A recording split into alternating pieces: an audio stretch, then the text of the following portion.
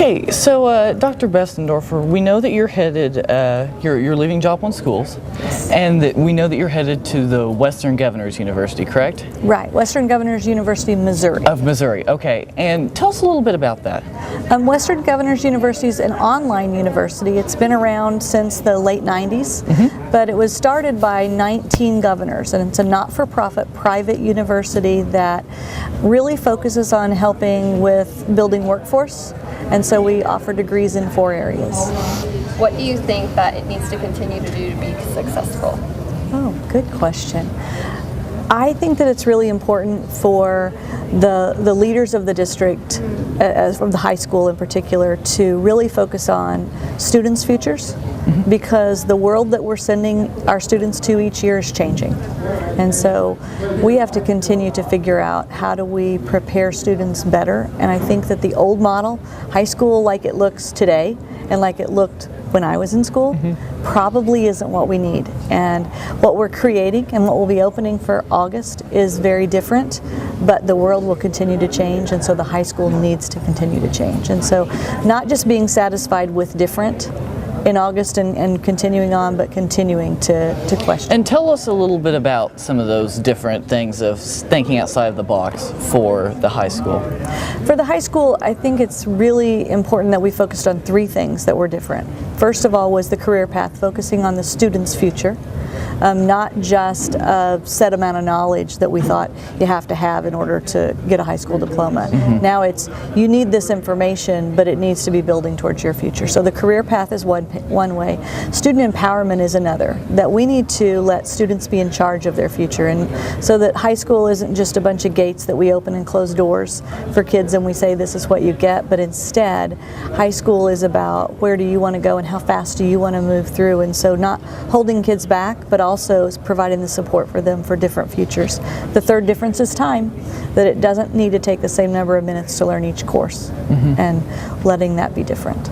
Okay, and building on that, I know that we're headed in a good direction right now, but what else do we need to do to improve, to get to, I guess what you could say, get to that not perfect school, but where we would like to be?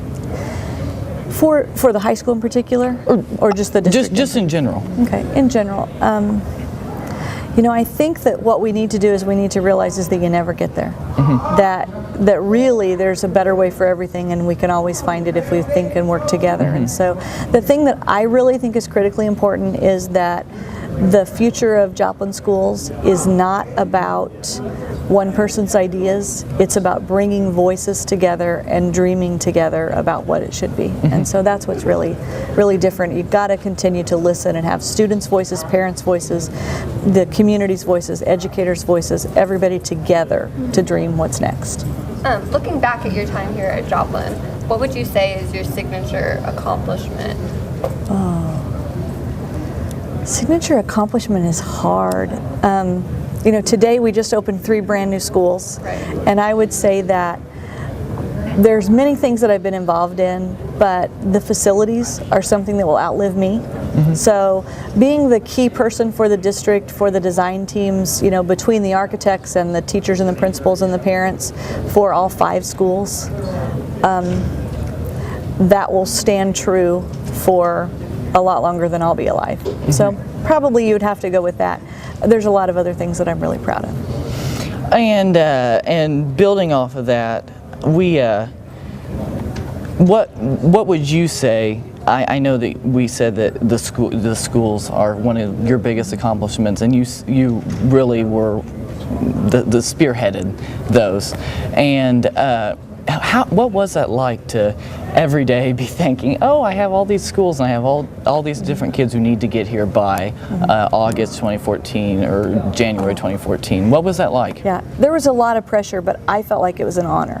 It was an honor to be able to be trusted as the person who was kind of coordinating that. And for me, personally, being able to stretch the thinking and ask tough questions, and so that we didn't just build schools like we've always had schools, was was invigorating, it was inspiring, and I feel so privileged to have been the person who happened to be at this point at the right time to be able to do that. And so I think it was an awesome thing for me. Definitely.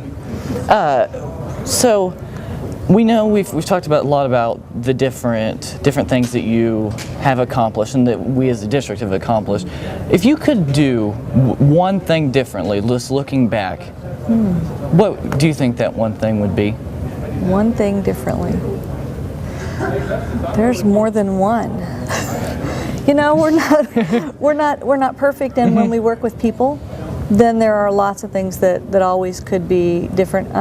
I would say that communication is one of those things that constantly we can always do better, and so finding different ways to share the word and helping people know what's going on as we're doing that. And particularly after the tornado, it seemed like we only had enough time just to do the work, right? And so to tell about the work seemed really hard, and so that I think would have made things go smoother, but it was just something that you only have what you can do, and so that's kind of the way it was. Right. Communication, probably.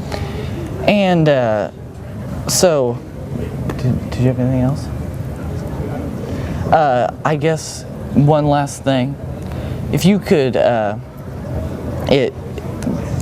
finishing up, what's the thing that what would you miss most about living in Joplin? I assume that you're going to be moving. Yes. Living in Joplin, being with the parents, students, and Joplin School District.